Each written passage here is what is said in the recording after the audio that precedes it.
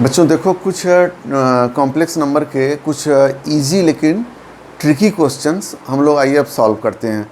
तो इसमें पहला है conjugate of i plus root three. फटाफट देखते जाइए। आई प्लस रूट थ्री, इसका कंजुगेट क्या होगा? क्वेश्चन वन है। अब यहाँ पे देखिए आई पहले दे दिया है, इसका मतलब क्या होता है? Root three plus i. तो इसका कंजुगेट क्या होगा? कंजुगेट मतलब बार, और ये वही है। तो is equal to root three minus i. Simply i को इधर लिख के कन्फ्यूज कराया था और कुछ नहीं, तो रूट थ्री माइनस आई। अब दूसरा क्वेश्चन क्या है? Amplitude of one minus, second question है वन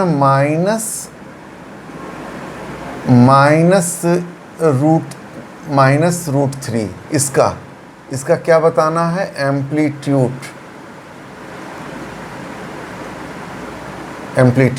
तो एम्पलीट्यूड बताने के लिए आप क्या करते हैं? कॉम्प्लेक्स नंबर को ज्योमेट्रिकली रिप्रेजेंट करते हैं रियल और इमेजिनरी एक्सिस पे। तो यह आपका यह रियल एक्स एक्सिस और यह पॉजिटिव एक्स एक्सिस, यह ओरिजिन। तो वन का मतलब क्या हुआ? मान लीजिए ए यहाँ है और माइनस रूट थ्री, ये इमेजिनरी एक्सिस है और आपको पता है स्क्वायर रूट के अंदर नेगेटिव है। तो एक्चुअल में है क्या? ये बेसिकली था वन माइनस रूट थ्री आई। उसको न लिख के ऐसे लिख दिया, तो वही बात है।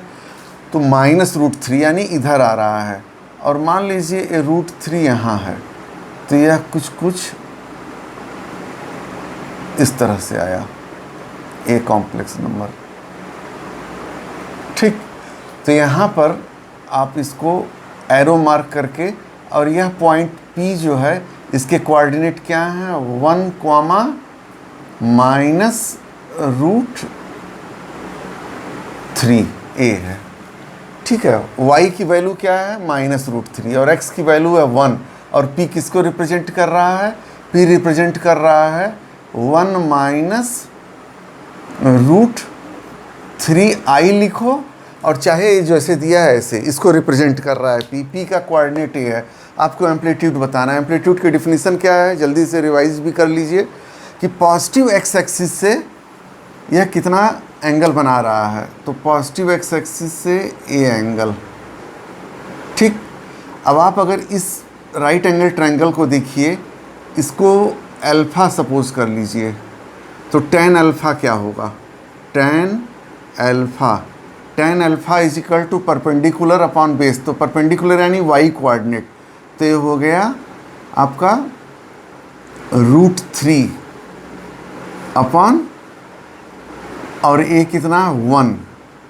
वन। बेसिकली ये इस तरह से आएगा मॉडुलस के साथ। तो मॉडुलस में माइनस हट जाएगा, तो ये आ जाएगा tan alpha is equal to root three. Implies that alpha is equal to क्या होगा? Alpha is equal to pi by three. 60 की वैल्यू रूट थ्री होती है, alpha is equal to pi by three. ठीक है, तो एम्पलीट्यूड क्या होगा? थीटा यह आ जाएगा। थीटा इज इक्वल टू, अगर इतना मेज़रमेंट अल्फ़ा था और इसको अगर हम थीटा ले लें, तो थीटा देखिए यहाँ क्लॉकवाइज मेज़र किया जा रहा है। आप देख रहे हैं ना, ये डायरेक्शन क्या है? क्लॉकवाइज। तो क्लॉकवाइज जब भी लेते हैं तो एंगल आ जाता है निगेटिव में। तो theta is equal to minus pi by three. तो इसका एम्पलीट्यूड हो जाएगा, amplitude is equal to minus pi by three. ठीक, ये समझ में आ गया? आपका रिवाइज भी हो गया एम्पलीट्यूड और मॉडुलस का। अब इसके बाद आइए थर्ड क्वेश्चन में क्या बोल रहा है? अगला थर्ड क्वेश्चन में आपको करना है modulus of 1 plus two i upon 1 minus i. मुझे नहीं लगता है कि बताने की ज़रूरत है। इसमें क्या बताएं? 1 plus two i upon 1 minus आई, इसका मॉडुलस आप बड़े आराम से कर सकते हैं। न्यूमरेटर का अलग मॉडुलस निकाल लीजिए, डिनोमिनेटर का अलग। तो यह पूरा 1 + 2i upon 1 - i, 1 + 2i upon 1 - i ये पूछ रहा है मॉडुलस ऑफ। तो इसको आप दो तरीके से कर सकते हैं। इसको या तो आप रेशनलाइज करिए 1 + i से न्यूमरेटर डिनोमिनेटर को मल्टीप्लाई करके, लेकिन उतना करने की ज़रूरत ही नहीं है। आप डायरेक्ट Z1 अपान Z2, तो आप प्रॉपर्टी अप्लाई कर दीजिए, Z1 upon Z2 mod is equal to mod Z1 upon mod Z2। तो सीधा ये क्या हो जाएगा, mod 1 + 2i whole upon mod 1 - i। तो इसकी वैल्यू क्या हो गई, √1² + 2²। तो 1² 1, 2² 4, तो √5, और इसकी वैल्यू 1² + -1 का स्क्वायर यानी √2। तो √5 अपान √2। तो यहाँ से अगर आप इसको रेशनलाइज कर देंगे तो आ जाएगा √10 अपान 2, ये आंसर आ जाएगा। ठीक, अब इसके बाद एक और क्वेश्चन देखिए, यहाँ से कैसे सॉल्व हो रहा है समझते जाइए। ये बहुत हल्के और अच्छे क्वेश्चन है, इससे आपको रिवीजन का अच्छा चांस मिल जाएगा। फिर क्वेश्चन नंबर 4, 1 2 3 4 1 2 3 5। ये बोल रहा I to the power, question number 4 है, I to the power 1234 plus I to the power 1235 plus I to the power 1236 plus I to the power 1237 is equal to क्या है। आपको याद होगा स्टार्टिंग में मैं आपको बताया था कि अगर 4 कंसेक्यूटिव पावर ऑफ आयोटा का सम 0 होता है, याद रखिए। देखिए यहाँ कंसेक्यूटिव पावर है 1 2 3 4 1 2 3 5 1 2 3 6 1 2 3 7। तो आप आंख बंद करके, अगर MCQ है तो 0 खटाक से तुरंत देखते ही इसकी वैल्यू क्या हो गई, 0। ठीक है, क्योंकि आयोटा का कोई भी पावर लीजिए, आंख बंद करके रैंडमली कोई पावर लीजिए, उसकी 4 वैल्यू आती है। कौन कौन सी, +1 -1 +i -i। इसके अलावा कोई वैल्यू आयोटा की नहीं आती।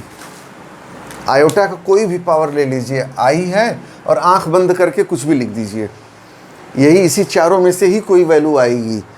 और होता क्या है कि जब आप 4 कंसेक्यूटिव पावर लिखते हैं तो आप इन्हीं में से कोई वैल्यू आपको मिलेगी। तो यहाँ इस तरह से पैटर्न बनता है कि 1 -1 +i -i इस तरह का बनेगा, सम कर देंगे 0 हो जाएगा। ठीक है, वैसे आपको मैं बताया था कि अगर आयोटा का पावर मोर देन 4 हो तो उसको आप 4 के मल्टीपल में लिखते हैं, 4 से डिवाइड करिए तो I power 4 × n plus remainder r, तो वह हो जाएगा I पावर r, क्योंकि I पावर 4 1 होता है, तो 1 का कोई भी पावर होगा तो वह 1 ही होगा। तो यहाँ आपको इस ध्यान रखना है कि 4 consecutive power of iota is always 0। अगर आप इसको न्यूमेरिकली भी सॉल्व करेंगे तो वह 0 आएगा। स्टार्टिंग वाला हमारा लेक्चर देखिए कॉम्प्लेक्स नंबर में, जिसमें मैं आपको ये बताया था कि कैसे ये 4 वैल्यू आती है कोई भी पावर। अब इसके बाद क्वेश्चन नंबर 5, 1 - i और 1 + i। 1 question number 5, 1 - i upon 1 + i, और इसका क्या है, whole power 100 is equal to a + ib। कुछ नहीं करना है, यहाँ से इसके कॉन्जुगेट से मल्टीप्लाई कर देंगे 1 + i के कॉन्जुगेट से, जो कि 1 - i हो जाएगा। तो यहाँ से एलिमिनेट हो जाएगा इंटीजर कॉम्प्लेक्स नंबर, तो केवल रियल पार्ट बचेगा, और यहाँ से तो रियल बचा, और यहाँ 1 - i का होल स्क्वायर हो जाएगा। तो उसको होल स्क्वायर को एक्सपेंड कर लीजिए, तो आप पावर 100 लगाएंगे तो एक LHS में कॉम्प्लेक्स नंबर मिलेगा और RHS में कॉम्प्लेक्स नंबर मिलेगा। दोनों कॉम्प्लेक्स नंबर इक्वल कब होंगे, mod Z1 = Z2, Z1 = Z2 कब होगा, जब ReZ1 = ReZ2 and ImZ1 = ImZ2। मतलब रियल पार्ट LHS का, रियल पार्ट RHS का, इमेजिनरी पार्ट LHS का is equal to imaginary part RHS का। तो इसको बड़े आराम से सॉल्व कर सकते हैं। इसका आंसर आएगा, इसको सॉल्व कर लीजिए। यहाँ ये क्या हो जाएगा, 1 माइनस आई और 1 minus i upon 1 square minus i square whole power 100। ये वही चीज़ आपने लिख दिया। तो इसका होल स्क्वायर करेंगे तो 1 plus i square minus 2i upon 1 minus minus 1, तो यानी 2 होल पावर 100। तो a is equal to 1 minus 1 cancel, यहाँ से 1 माइनस 1 कैंसिल और माइनस 2i, तो यह आ जाएगा और 2 से 2 कैंसिल, तो minus i to the power 100। तो यह आ जाएगा आई टू द पावर 100। तो आई टू द पावर 100 क्या होगा, आई टू द पावर आपको बताया गया कि अगर 4 से बड़ा है तो i to the power 4 into 25 ये आ जाएगा।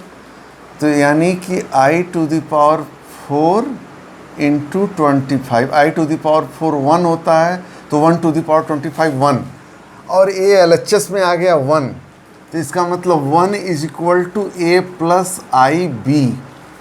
तो क्या हो गया, 1 प्लस 0 i is equal to A plus i B. तो implies that A is equal to 1 and B is equal to 0। ये आंसर आ जाएगा।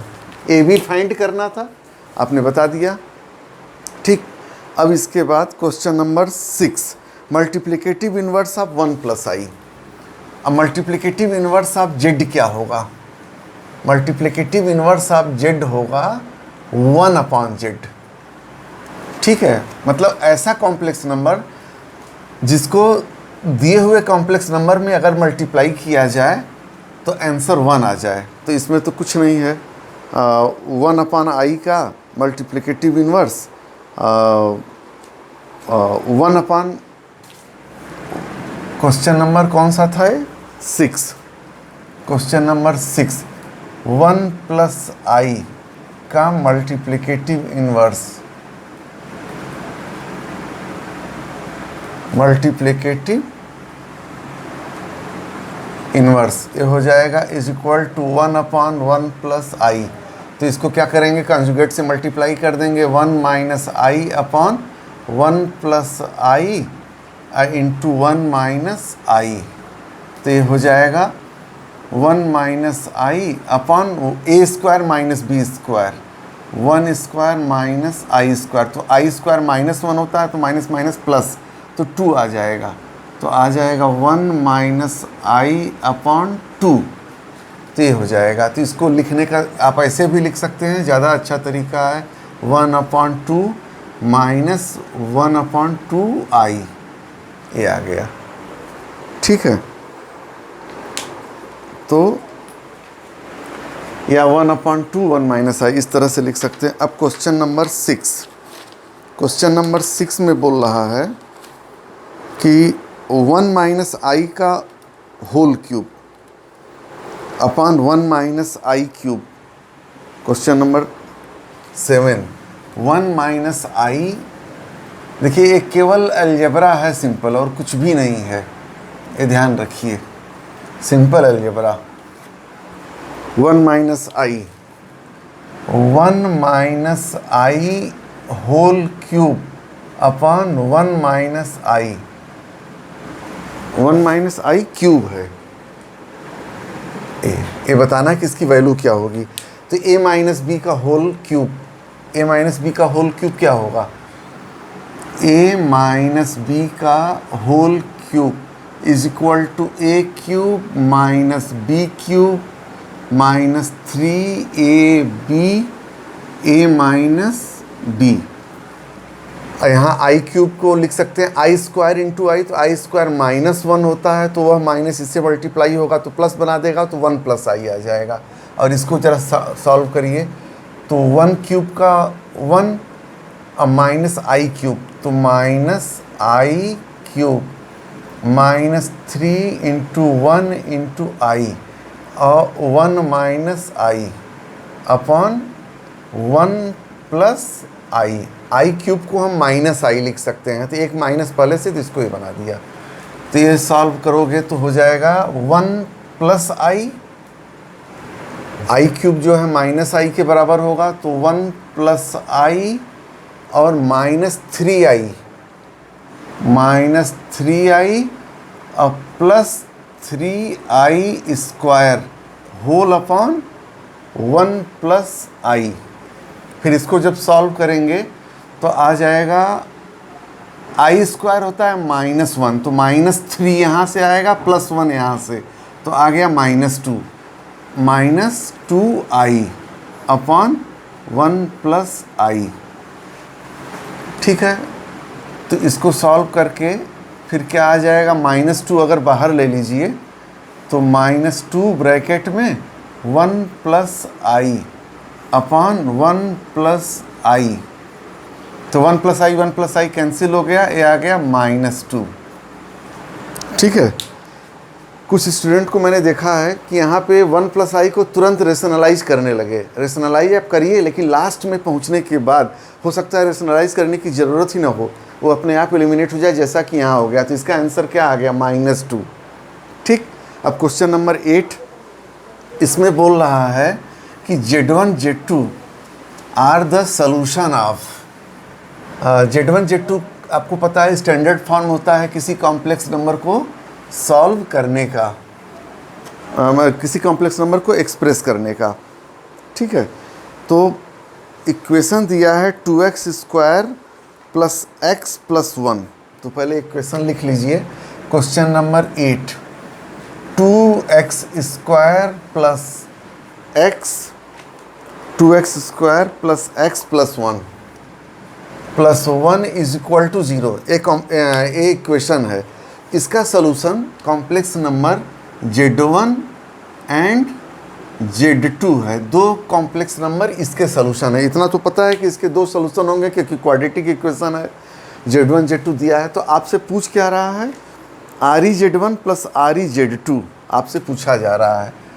RE Z1 plus RE Z2। तो जब आपसे पूछ रहा है तो देखिए, जब कॉम्प्लेक्स नंबर का इमेजिनरी पार्ट रियल पार्ट यहाँ पे है, तो आप पहले इसको तुरंत क्वाड्रेटिक फार्मूला से इसके सॉल्यूशन फाइंड करिए। Z1 एंड Z2 आर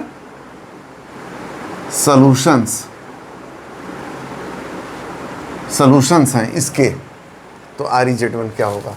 तो आपको पता है कि x is equal to -b plus minus root b square minus 4ac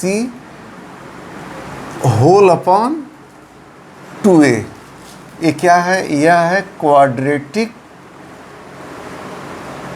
formula. ax की वैल्यू कम मिलेगी जब ax square plus bx plus c is equal to 0 दे दिया गया है, तब x की वैल्यू ये होगी। तो वही चीज़ यहाँ अप्लाई कर दीजिए। यहाँ a क्या है, a is equal to 2, b is equal to 1, c is equal to 1, ये हो गया। तो x की वैल्यू क्या आएगी, -b यानी -1 प्लस माइनस। देखिए, अगर आप कोई कॉम्पिटिटिव एग्ज़ाम दे रहे होते और MCQ सॉल्व कर रहे होते, तब आपको कुछ करना ही नहीं था।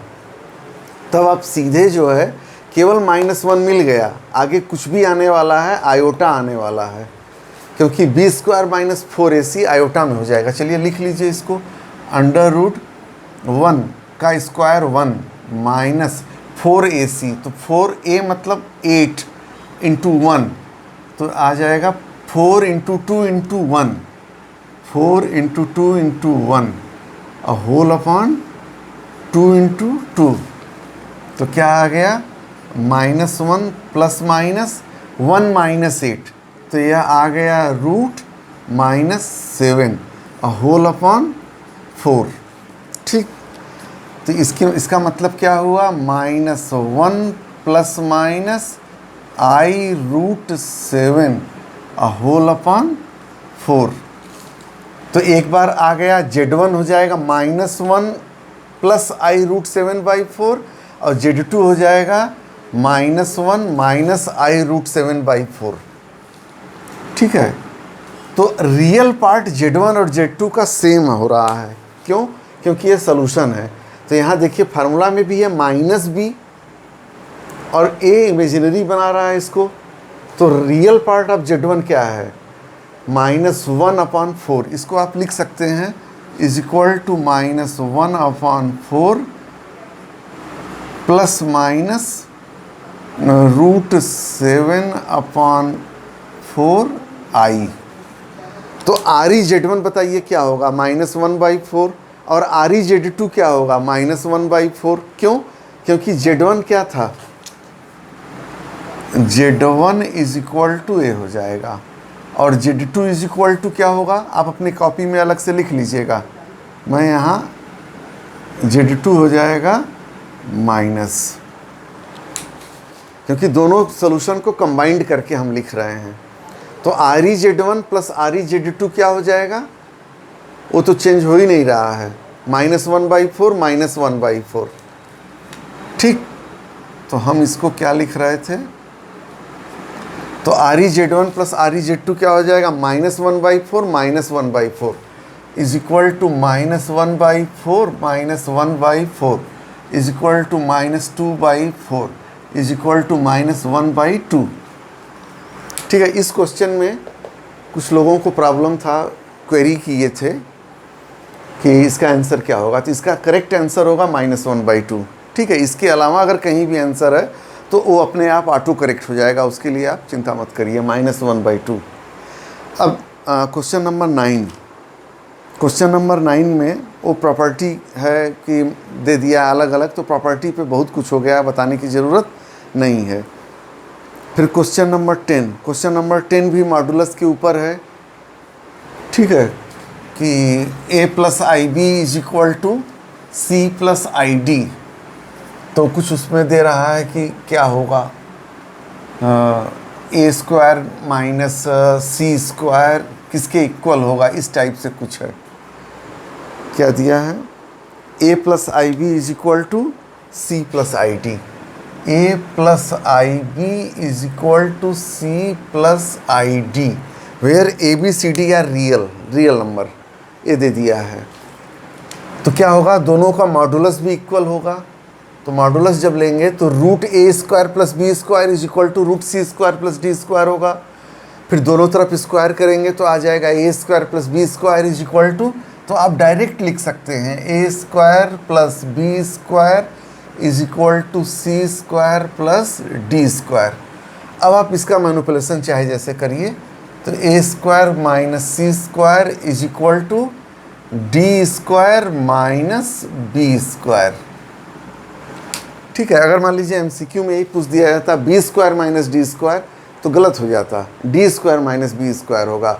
अगर b² - d² करना ही है तो माइनस कॉमन लेके करिए, तो ये आंसर हो जाएगा।